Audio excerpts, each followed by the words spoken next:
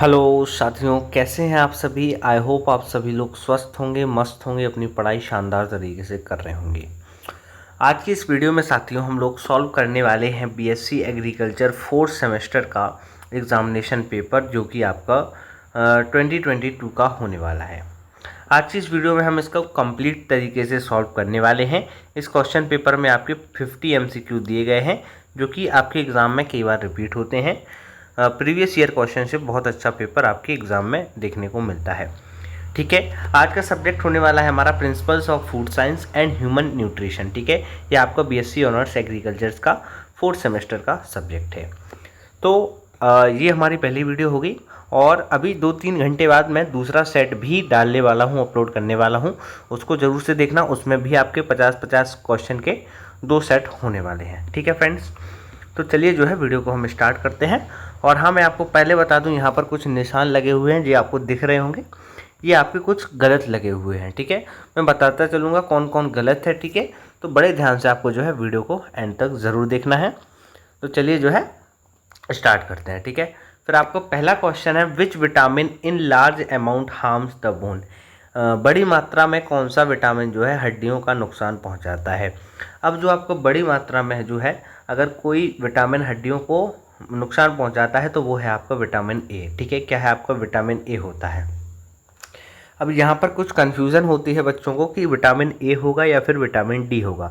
तो मैं आपको अगर बता दूं कि डायरेक्ट अगर आपकी हड्डियों पर जो प्रभाव डालता है वो होता है विटामिन ए। अगर इसकी ज़्यादा मात्रा आपके शरीर में हो जाती है तो ये डायरेक्ट आपकी हड्डियों को नुकसान पहुंचाता है। ठीक है, इससे आपका क्या होता है, जो आपकी बोन डेंसिटी होती है, ठीक है, बोन डेंसिटी घनत्व तो जिसको बोल सकते हैं आप, बोन डेंसिटी जो है वो घट जाती है अगर ए की मात्रा ज़्यादा हो जाती है। ठीक है, और अगर विटामिन डी की अगर हम बात करें तो विटामिन डी क्या करता है, कैल्शियम इम्बैलेंस करता है। क्या करता है, कैल्शियम इम्बैलेंस करता है आपके शरीर में। ये मतलब कि आपकी इसकी वजह से क्या होता है, आपकी हड्डियों में दर्द होता है और आप एक बीमारी होती है जिसको हम बोलते हैं हाइपर कैल्सीमिया। ठीक है, वो भी इससे हो सकता है। तो इतना डिस्कस हम नहीं करेंगे, लेकिन हमने आपको ये बता दिया है। ठीक है, बहुत इंपॉर्टेंट है, क्योंकि अब आपसे पूछा गया है एग्जाम्पल ऑफ फैकल्टिव एनोवेरिक ऑर्गेनिज्म आर, यानी कि सविकल्पी अवायवीय जीवों के उदाहरण हैं। तो आपका पूछा गया है एनोवेरिक ऑर्गेनिज्म कौन से हैं। तो आपका बैक्टीरिया है, ईस्ट भी है, सेल भी है, यानी कि आपकी जो है सब आपके हो जाएंगे। ऑप्शन नंबर डी जो है आपका करेक्ट हो जाएगा। फिर आपसे पूछा गया है chemical score of gelatin is, तो यानी कि जिलेटिन का रासायनिक स्कोर कितना है। तो भाई जिलेटिन का आपका जो रासायनिक स्कोर होता है वो है आपका 0। ठीक है, कितना होता है, 0 होता है। ऑप्शन नंबर ए जो है आपका करेक्ट हो जाएगा। ठीक है, क्या हो जाएगा आपका, ऑप्शन नंबर ए जो है आपका करेक्ट हो जाएगा। फिर आपसे पूछा गया fermentation is used only to regenerate. ठीक है, किण्वन का उपयोग केवल पुनरुत्पादन के लिए किया जाता है। किस चीज़ का मतलब कि जनरेशन होता है। तो मैं आपको बता दूं इसका करेक्ट आंसर हो जाएगा वो NAD हो जाएगा। NAD जो है आपका रिड्यूस हो जाता है किसमें, NADH में। ठीक है, NADH में ये जो है रिड्यूस हो जाता है। ठीक है, फिर आपसे पूछा गया था प्रोसेस ऑफ फर्मेंटेशन इज, तो फर्मेंटेशन कैसी प्रक्रिया है भाई, किण्वन कैसी प्रक्रिया है, ये आपसे पूछा गया है। तो इसका जो आपका करेक्ट आंसर है वो हो जाएगा option number B, that is anaerobic, यानी कि अवायवीय आपका जो है ये प्रोसेस होती है। ठीक है, फिर आपसे पूछा गया है the fermentation process take place in the cell, तो जो आपकी किण्वन की प्रक्रिया है ये कोशिका के कौन से भाग में होती है। तो ये होती है आपकी साइटोप्लाज्मा के अंदर आपकी जो है ये होती है। तो इसका ऑप्शन नंबर सी जो है करेक्ट हो जाएगा। ठीक है, फिर आपसे पूछा गया है the process is a biochemical remnant. ठीक है, किस प्रक्रिया को जैव रासायनिक अवशेष कहा जाता है। ठीक है, तो आपका जो इसका करेक्ट आंसर हो जाएगा, इसका करेक्ट आंसर होगा आपका ऑप्शन नंबर डी। ठीक है, कौन सा होगा, ऑप्शन नंबर डी होगा, यानी कि ग्लाइकोलाइसिस और क्रेब्स साइकिल दोनों को जो है, सॉरी, फर्मेंटेशन और ग्लाइकोलाइसिस। ठीक है, इसमें भी आपका पायरुवेट का फॉर्मेशन होता है और आपका फर्मेंटेशन और ग्लाइकोलाइसिस जो है आपके करेक्ट आंसर हो जाएंगे, यानी कि ऑप्शन नंबर डी जो है आपका इसका करेक्ट है। ठीक है, चलिए फिर आपसे पूछा गया था प्रोसेस लैक्टिक एसिड फॉर्मेंटेशन अकर विथआउट, तो भाई जो आपके उसका लैक्टिक एसिड का फॉर्मेशन होता है वो किसकी प्रेजेंस के विथआउट होता है, मतलब कि किसकी प्रेजेंस में नहीं होता है, तो विथआउट ऑक्सीजन हो जाएगा, फ्री ऑक्सीजन के साथ, ठीक है, मुफ्त ऑक्सीजन के साथ। इसका करेक्ट आंसर आपका कौन सा है, ऑप्शन नंबर ए हो जाएगा, ठीक है। फिर आपसे पूछा गया है which of this is not a product of fermentation. तो भाई फर्मेंटेशन में क्या क्या बनता है, आपसे ये पूछा गया है। तो फर्मेंटेशन एक एनोबैरिक प्रोसेस है, यानी कि उसमें विथआउट ऑक्सीजन आपका काम होता है, सबसे पहले तो आप समझिए, ठीक है। तो ऑक्सीजन का जब काम ही नहीं है तो उसमें प्रोडक्ट में भी आपको ऑक्सीजन देखने को नहीं मिलेगी। ऑप्शन नंबर बी जो है आपका करेक्ट हो जाएगा कि इसमें ऑक्सीजन का कोई भी फॉर्मेशन नहीं होता है प्रोडक्ट साइड में, ठीक है। रिएक्टेंट में ही नहीं है तो प्रोडक्ट में मुश्किल है, ठीक है। फिर आपसे पूछा गया lactic acid fermentation is older than aerobic respiration, यानी कि लैक्टिक एसिड किण्वन एरोबिक श्वसन से पुराना है, ठीक है। ये आपका स्टेटमेंट पूछा गया है, ये सही है या फिर गलत है। तो भाई ये जो आपका स्टेटमेंट है ये आपका जो है करेक्ट है, ठीक है, करेक्ट है। अब आपका नेक्स्ट क्वेश्चन है आपका glucose molecule during the process of glycolysis is broken into, ठीक है। तो ग्लाइकोलाइसिस क्या होता है मैं आपको बता दूं, ग्लाइकोलाइसिस होता है ब्रेकडाउन ऑफ ग्लूकोज, ठीक है। तो आपसे पूछा गया है ग्लूकोज किस चीज़ में ब्रेकडाउन होता है। तो भाई जब ग्लूकोज ब्रेकडाउन होता है ग्लाइकोलाइसिस प्रोसेस में तो वो क्या बनाता है, 2 पायरुविक एसिड का फॉर्मेशन करता है। तो ऑप्शन नंबर जो आपका सी है वो सही हो जाएगा, वो आपका 2 पायरुविक एसिड में कन्वर्ट हो जाता है। फिर आपसे पूछा गया है what is the effect of addition of sugar on the boiling and freezing point of water, ठीक है। अगर हम पानी को गर्म करें या फिर ठंडा करें और उस समय पानी में क्या करें, शुगर यानी कि शक्कर को मिलाएं तो इसका क्या इफेक्ट पड़ेगा, आपसे ये पूछा गया है। तो आपका इसमें क्या होगा, बॉइलिंग पॉइंट जो है इंक्रीज हो जाएगा, यानी कि आपको और तेज़ आंच पर उसको जो है बॉयल करना पड़ेगा, और जो फ्रीजिंग पॉइंट है वो कम हो जाएगा, ठीक है, यानी कि जल्दी हो जाएगा, ठीक है। तो ऑप्शन नंबर सी आपका करेक्ट हो जाएगा। फिर आपसे पूछा गया है ओलिगोसैकेराइड आर शुगर। तो ओलिगोसैकेराइड शुगर हैं क्या, आपसे ये पूछा गया है। तो इसका करेक्ट आंसर है भाई ट्रू, ओलिगोसैकेराइड भी आपके शुगर होते हैं, ठीक है।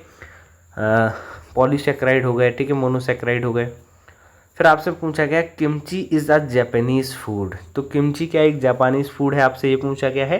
तो इसका करेक्ट आंसर है option number B, that is false. तो किमची क्या है, एक जापानी फूड नहीं है, ठीक है।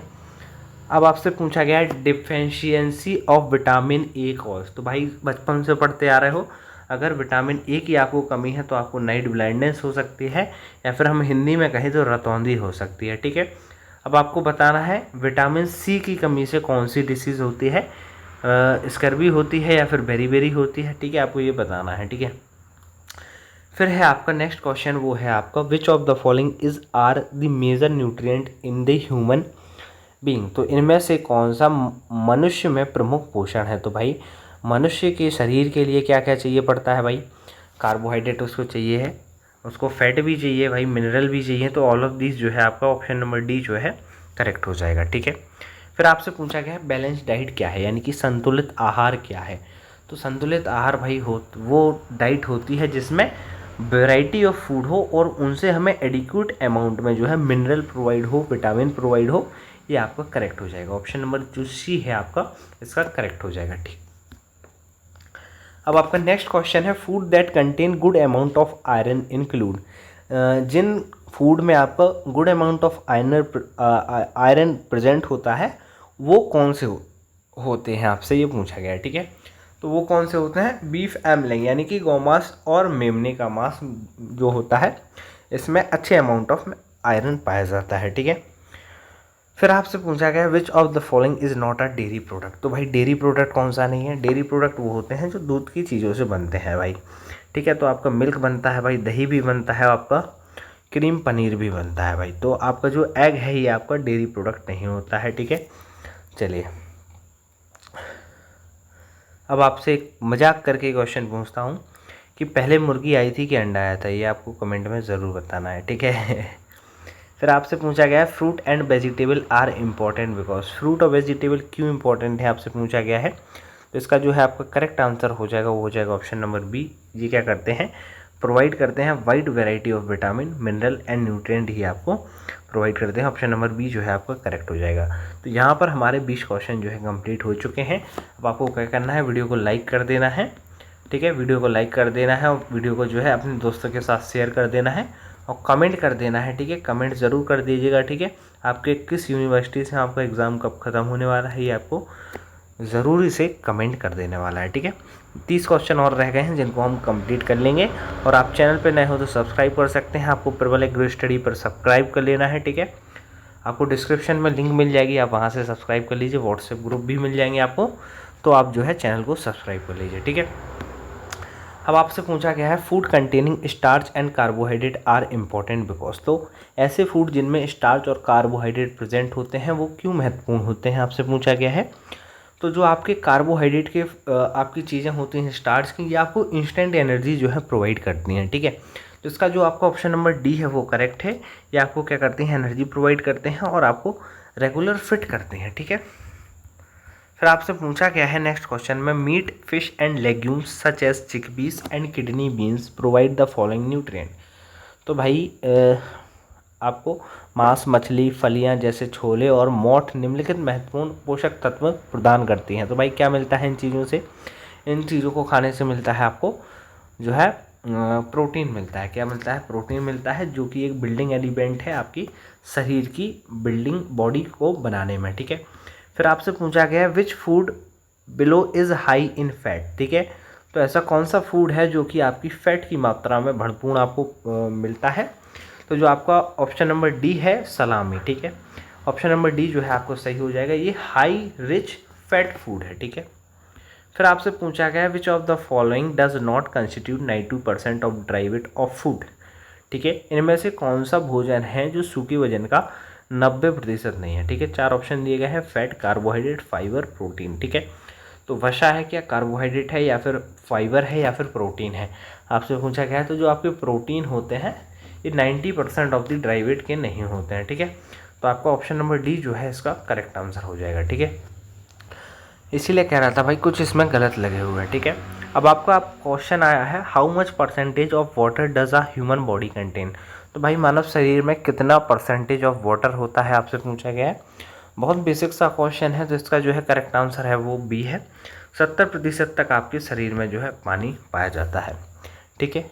चलिए अब आपसे पूछा गया है वाटर इज़ यूज्ड फॉर, तो पानी का उपयोग किसके लिए है भाई, खाने के लिए हम करते हैं, नहाने के लिए भी करते हैं और पीने के लिए भी करते हैं। तो जो आपका ऑप्शन नंबर डी है वो करेक्ट हो जाएगा, यानी कि ऑल ऑफ दीज आपका जो है करेक्ट हो जाएगा। अब आपसे पूछा गया है the process of conversion of water into vapour, यानी कि पानी का वेपर्स में कन्वर्ट होना क्या कहलाता है, ठीक है। जलों को वाष्पों में परिवर्तित करने की प्रक्रिया, ठीक है। वाष्पों लिखा हुआ है यहाँ पे, तो वाष्पीकरण जो है आपका करेक्ट होता है, जिसको हम इंग्लिश में क्या बोलते हैं, इवेपोरेशन बोलते हैं। आप बचपन से पढ़ के आए होंगे। ऑप्शन नंबर बी जो है आपका करेक्ट हो जाएगा, ठीक है। फिर आपसे पूछा गया boiling point of water is, तो भाई पानी का आपका बॉइलिंग पॉइंट पूछा गया है, तो इसका करेक्ट आंसर क्या हो जाएगा, ये बहुत सरल है। 100 डिग्री सेल्सियस पे आज का जो है फिक्स पानी का बॉइलिंग पॉइंट होता है। फिर आपसे पूछा गया है कार्बोहाइड्रेट आर फाउंड इन, तो कार्बोहाइड्रेट भाई किस में पाए जाते हैं, तो कार्बोहाइड्रेट जो है आपके राइस में यानी कि चावल में पाए जाते हैं, ठीक है। फिर आपसे पूछा गया कंपोजिशन ऑफ फैट आर, यानी कि फैट यानी कि वसा की संरचना क्या है, किस चीज़ से ये मिलके बना हुआ है। तो आपका जो फैट है ये मिलके बना होता है कार्बन से, हाइड्रोजन से और ऑक्सीजन से, ठीक है। तो आपका ऑप्शन नंबर डी जो है सही हो जाएगा। बेसिकली ये क्या है, कार्बोहाइड्रेट है आपका। और कार्बोहाइड्रेट शब्द को अगर हम ब्रेक डाउन करें, मैं यहाँ पे बड़ी शानदार तरीके से लिख के बताता हूँ आपको, एग्जाम में कहीं ना कहीं पूछ ही लेगा। कार्बोहाइड्रेट अगर हम लिखते हैं, ठीक है, कार्बोहाइड्रेट, ठीक है, तो कार्बोहाइड्रेट लिखा तो यहाँ पर कार्बो से मतलब क्या हो जाता है, कार्बन, ठीक है, कार्बन हो जाता है। और हाइड्रेट का मतलब क्या हो जाता है, हाइड्रोजन, सॉरी H2O यानी कि पानी, ठीक है। अब हाइड्रेट का मतलब क्या होता है, H2O होता है। तो अगर हम H2O को देखें तो हमारा इसमें क्या आता है, ऑक्सीजन भी आ रहा है निकल कर, और यहाँ पर हमारा क्या आ रहा है, हाइड्रोजन भी आ रहा है। तो यानी कि हमारी जो कार्बोहाइड्रेट है वो किन से मिलके बने हैं, हाइड्रोजन, ऑक्सीजन और कार्बन से मिलके जो है हमारे कार्बोहाइड्रेट बने हुए हैं, ठीक है। समझ में आया क्या इतना, ठीक है। तो यहाँ पर हमारे 30 क्वेश्चन हो चुके हैं। वीडियो को जो है आपको जल्द से जल्द लाइक कर देना है, दोस्तों तक शेयर कर देना है। अब आपसे पूछा गया है स्टार्च कैन बी टेस्टेड भाई। तो बचपन में आपने एक टेस्ट किया गया होगा कि जिसमें हम आलू का जो है आयोडीन सॉल्यूशन डालते हैं आलू पर, उसका कलर चेंज हो जाता है, ठीक है। तो वो क्या बताता है, आपका एक स्टार्च टेस्ट होता है, ठीक है। तो इसका जो है ऑप्शन नंबर ए आपको सही हो जाएगा, आयोडीन सॉल्यूशन, ठीक है। अब आपसे पूछा गया है 32 वाले क्वेश्चन में, जो कि है ghee and butter are also called as. तो घी और बटर को हम क्या किस रूप से जानते हैं, तो ये हमारे घी और जो बटर हैं ये एक बेसिकली डेयरी प्रोडक्ट हैं आपके, जो कि हमें एनिमल से मिलते हैं, ठीक है। एनिमल फैट है, ठीक है, पशु वसा से जो है मिलते हैं। प्रोटीन हेल्प अस इन। तो भाई बहुत सरल क्वेश्चन है, आप देखते आ रहे होगे मॉडर्न ज़माना है। बॉडी कैसे बनती है भाई, आपके शरीर में प्रोटीन चाहिए पड़ता है, तो प्रोटीन से जो है आपकी बॉडी बड़ी शानदार तरीके से तगड़ी बनती है। तो जो है 33 का आपका करेक्ट आंसर हो जाएगा, वो हो जाएगा ऑप्शन नंबर ए, यानी कि बॉडी बिल्डिंग में ये आपको मदद करता है, ठीक है। करेक्ट आंसर आपका ये हो जाएगा।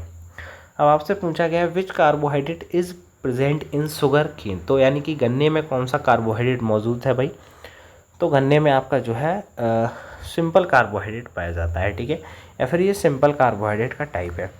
Vitamin and mineral are. तो विटामिन एंड मिनरल क्या काम करते हैं भाई, विटामिन और मिनरल क्या करते हैं, एक प्रकार के आपके जो है प्रोटेक्टिव फूड कहलाते हैं। क्या कहलाते हैं, प्रोटेक्टिव फूड, यानी कि सुरक्षात्मक भोजन आपके ये कहलाते हैं, ठीक है। आपके एनर्जी गिविंग फूड में आपके कार्बोहाइड्रेट आ जाएंगे, ठीक है। बॉडी बिल्डिंग में क्या आ जाता है आपका आपका वो आ जाता है प्रोटीन, क्या आ जाता है, प्रोटीन आ जाता है, ठीक है। अब आपसे पूछा गया है disease caused due to deficiency of vitamin are called. यानी कि विटामिन की कमी से कोई अगर आपको बीमारी हो रही है तो उस बीमारी को आप क्या कहेंगे, तो भाई ऐसी डिसीज़ को हम क्या बोलते हैं, ऐसी डिसीज़ को बोलते हैं हम डिफिशियंसी डिसीज़। क्या बोलते हैं, डिफिशियंसी डिसीज़। ऑप्शन नंबर जो सी है आपका करेक्ट हो जाएगा। अब आपसे पूछा गया है all the deficiency disease can be prevented by. यानी कि सभी कमी रोगों वाले रोगों को किसके द्वारा रोका जा सकता है, ठीक है। डिफिशियंसी डिसीज़ किसके द्वारा होती हैं, ये विटामिन की द्वारा होती हैं, विटामिन की कमी के द्वारा। तो इसको कैसे रोक सकते हैं भाई, बहुत सरल है, जब आप बैलेंस डाइट लेंगे, संतुलित आहार लेंगे, तो आपका जो है डेफिशिएंसी डिसीज से आप दूर हो जाएंगे, ठीक है। फिर आपसे पूछा गया है which salt are important for various body function. तो कौन से ऐसे साल्ट हैं जो कि आपके शरीर के कई महत्वपूर्ण अंगों के काम करने के लिए इम्पॉर्टेंट होते हैं, ठीक है। तो इसका ऑप्शन नंबर डी जो है आपको सही हो जाएगा। मिनरल जो होते हैं इम्पॉर्टेंट होते हैं आपकी बॉडी फंक्शन के लिए, ईजिली वर्क करने के लिए, ठीक है। ऑप्शन नंबर जो है डी आपका सही हो जाएगा, ठीक है। अब आपसे पूछा गया है probiotic are used in prevention of. तो प्रोबायोटिक किसके लिए हम लेते हैं, प्रोबायोटिक क्या करते हैं, आपसे ये पूछा गया है। तो प्रोबायोटिक जो होते हैं वो आपके डाइजेस्टिव ट्रैक्ट की डिसीज़, यानी कि पाचन तंत्र से रिलेटेड आपकी अगर कोई भी बीमारी है उसके लिए हम प्रोबायोटिक्स लेते हैं, ठीक है। ऑप्शन नंबर जो सी है वो आपका करेक्ट हो जाएगा।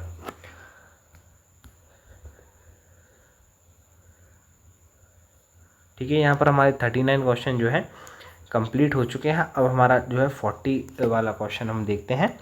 तो आपसे पूछा गया है सौरक्रॉट इज़ आ। तो भाई क्या है ये, एक प्रकार का भाई कैबेज है। ऑप्शन नंबर सी जो है आपका इसका करेक्ट आंसर हो जाएगा, ठीक है। यहाँ पर हमने 40 क्वेश्चन जो है कर लिए हैं। अब आपको क्या करना है, वीडियो को शेयर कर देना है, चैनल पे नए हो तो सब्सक्राइब कर लेना है आपको। प्रबल एग्रो स्टडी के यूट्यूब चैनल को डिस्क्रिप्शन में आपको लिंक मिल जाएगी, वहाँ से व्हाट्सएप पे भी आपको जो है जुड़ जाना है, ठीक है। अब आपसे पूछा गया है नेक्स्ट क्वेश्चन है आपका द रेडिएशन टेक्स प्लेस। तो रेडिएशन भाई क्या होती है भाई, किसकी वजह से होती है भाई, किसके द्वारा होती है, आपसे ये पूछा गया है। तो आपका ऑप्शन नंबर जो है बी सही हो जाएगा, वैक्यूम के द्वारा जो है आपकी रेडिएशन प्रोड्यूस होती है। फिर आपसे पूछा गया which phenomena is related to term radiation. तो भाई रेडिएशन से कौन सा फिनोमेना आपका जो है रिलेटेड है। तो भाई रेडिएशन क्या होती है, बेसिकली आपने पढ़ा होगा बचपन में। तो रेडिएशन से कौन सा टर्म आपसे रिलेटेड है ये पूछा गया है। आपका ऑप्शन नंबर सी जो हो जाएगा, इलेक्ट्रोमैग्नेटिक फिनोमेना जो है रेडिएशन से आपकी रिलेटेड है, ठीक है। फिर आपसे पूछा गया how is wavelength of radiation lambda calculated when propagation velocity c and frequency v of the radiation is given. तो यहाँ पर आपसे एक बहुत सरल सा आपसे फिजिक्स का एग्जाम फॉर्मूला पूछ रहा है। तो लेमडा की वैल्यू आपको बतानी है भाई, लेमडा की वैल्यू कितनी होती है, ठीक है। तो लेमडा की वैल्यू जो है आपका विथ रिस्पेक्ट टू आपको क्या बताना है, विथ रिस्पेक्ट टू आपको क्या बताना है, स्पीड ऑफ लाइट, यानी कि सी को हम क्या बोलते हैं, स्पीड ऑफ लाइट बोलते हैं, ठीक है। और वी क्या है, हमारी फ्रिक्वेंसी होती है, ठीक है। लेमडा क्या है हमारा, लेमडा जो है वेवलेंथ है, क्या है, लेमडा कहलाता है वेवलेंथ। अगर हम इसके बीच में एक रिलेशन देखें, ठीक है, बहुत सरल है यार, ये तो आपने पढ़ा होगा 12th क्लास में दिया गया था, ठीक है। तो लेमडा की जो अगर हम वैल्यू देखें तो लेमडा होता है सी वी, ठीक है, क्या होता है, सी वी होता है। लेमडा क्या है भाई, वेवलेंथ है, ठीक है, क्या है, वेवलेंथ है, नंबर ऑफ वेव की लेंथ, ठीक है, वेवलेंथ। सी क्या है आपकी speed of light, speed of light कितनी होती है 3 × 10⁸। वी क्या है आपकी फ्रिक्वेंसी, ठीक है। तो ये आपका जो है इनके बीच में रिलेशन होता है जो आपसे पूछा गया है, ठीक है। तो आपका ऑप्शन नंबर जो है वो हो जाएगा आपका बी करेक्ट हो जाएगा, ठीक है। फिर आपसे पूछा गया है भाई, याद रखना सी ऊपर रहता है वी नीचे रहता है, ठीक है। वैसे तो उसको हम क्या बोलेंगे, न्यू बोलेंगे, ठीक है, न्यू बोलते हैं उसको, वी की जगह न्यू। अब आपसे पूछा गया है the wavelength range of visible light, यानी कि आपको जो चीज़ आप देख सकते हो भाई, ऐसे कौन सा रेंज है वेवलेंथ ऑर्डर की। अगर आपने वेवलेंथ ऑर्डर पढ़ा होगा तो आपने देखा होगा उसमें एक विजिबल लाइट रेंज भी होती है, ठीक है। उस वो कितने रेंज तक होती है आपसे ये पूछा गया है। तो पहला ऑप्शन दिया गया है माइक्रोमीटर में और दूसरा दिया गया है नैनोमीटर में, तीसरा दिया गया है सेंटीमीटर में। तो अगर हम बात करें जो आपका विजिबल लाइट की रेंज होती है वो होती है 350 से 750 nm, यानी कि नैनोमीटर होती है वो, ठीक है। ऑप्शन नंबर बी है, कंफ्यूज मत होना, nm होती है नैनोमीटर, ठीक है। अब हमारा 45 क्वेश्चन है, हीट इज़ मेजर्ड इन, भाई क्लास 10th में पढ़ा होगा, बहुत सरल है। तो हीट को हम किस चीज़ से मापते हैं भाई, तो हीट की क्या है आपकी जो है एसआई यूनिट जो है जूल हो जाती है, इसमें हम जो है इसको नापते हैं, ठीक है। अब आपका नेक्स्ट क्वेश्चन है, thermal radiation take place from a body by electromagnetic waves as a result of. तो भाई थर्मल रेडिएशन किसके द्वारा, बॉडी के द्वारा जब छूटती हैं इलेक्ट्रोमैग्नेटिक वेव्स के द्वारा, तो ये किसका रिजल्ट होती हैं, ठीक है। तो आपका जो है शरीर का टेम्परेचर है जो है ऊपर नीचे होता रहता है, जिसकी वजह से थर्मल रेडिएशन होती हैं, ठीक है। 46 का जो है आपका करेक्ट आंसर हो जाएगा ऑप्शन नंबर सी। अब आपका नेक्स्ट क्वेश्चन है, where is the main concentration in refrigeration for its calculation, यानी कि इसकी गणना के लिए प्रशीतन में मुख्य सांद्रता कहाँ होता है। तो भाई आपका क्या हो जाएगा, इसका करेक्ट आंसर हो जाएगा ऑप्शन नंबर जो है बी हो जाएगा, लो टेम्परेचर रिजर्वायर, ठीक है। फिर आपसे पूछा गया है, विच of the following is not the property of fermented food. तो भाई इनमें से कौन सा जो है फर्मेंटेड फूड का प्रॉपर्टी नहीं है, यानी कि फीचर नहीं है, ठीक है। तो फर्मेंटेड फूड जो है हाईली न्यूट्रिटियस, आपका पहला ऑप्शन दिया गया है, सही है भाई, होते हैं toxic, anti toxicity, anti nutrient, anti toxicity होते हैं भाई, एंटी न्यूट्रिएंट भी होते हैं, टॉक्सिक नहीं होते हैं हमारे भाई फर्मेंटेड फूड, ठीक है। हाईली न्यूट्रिशियस होते हैं, आपको बहुत पोषक आहार देते हैं, एंटी टॉक्सिक होते हैं और एंटी न्यूट्रिएंट होते हैं, ठीक है। फिर है आपका the partial fermentation of green tea result in the formation of, यानी कि हरी चाय के फर्मेंटेशन से क्या बनता है भाई, किस चीज़ का फॉर्मेशन होता है आपसे पूछा गया है। इसका करेक्ट आंसर जो है आपका हो जाएगा कोम्बुचा, क्या हो जाएगा, कोम्बुचा, आपका सही हो जाएगा, ऑप्शन नंबर जो है सी हो जाएगा। फिर आपसे पूछा गया लास्ट क्वेश्चन जो है वो है, विच of the following is produced by fermenting soybean. तो सोयाबीन को अगर हम फर्मेंट करते हैं तो किस चीज़ का फॉर्मेशन होता है आपसे पूछा जाएगा। तो भाई अगर हम सोयाबीन को जो है फर्मेंट करते हैं तो हमारा मीशो का फॉर्मेशन होता है, ठीक है। तो यहाँ पर हमने इस पेपर को सॉल्व कर लिया है भाई पूरी तरीके से। अब जो है आपको नेक्स्ट वीडियो जो है अभी मिल जाएगी 12 बजे के समथिंग, उसको भी आपको देख लेना, बहुत इंपॉर्टेंट आपकी वो वीडियो होने वाली है। वहाँ से भी बहुत सारे क्वेश्चन पूछे जाएंगे और उसमें मैं बता दूँ 2 सेट डले हुए हैं, तो लेंथ थोड़ी बढ़ सकती है वीडियो की, वेयरएज वहाँ पर पूरे हम करेक्ट तरीके से देखने वाले हैं, ठीक है। जितने भी प्यारे भाई चैनल पे नए हो तो सब्सक्राइब कर लेना, डिस्क्रिप्शन में आपको लिंक मिल जाएगी प्रबल एग्रो स्टडी की, उसी को जाकर जो है सब्सक्राइब आपको कर लेना है। मिलते हैं आपसे नेक्स्ट वीडियो में, ठीक है। वीडियो को लाइक कर देना, कमेंट कर देना, दोस्तों तक ज़रूर से शेयर कर देना। मिलते हैं नेक्स्ट वीडियो में, तब तक के लिए जय हिंद, जय भारत प्यारे भाई।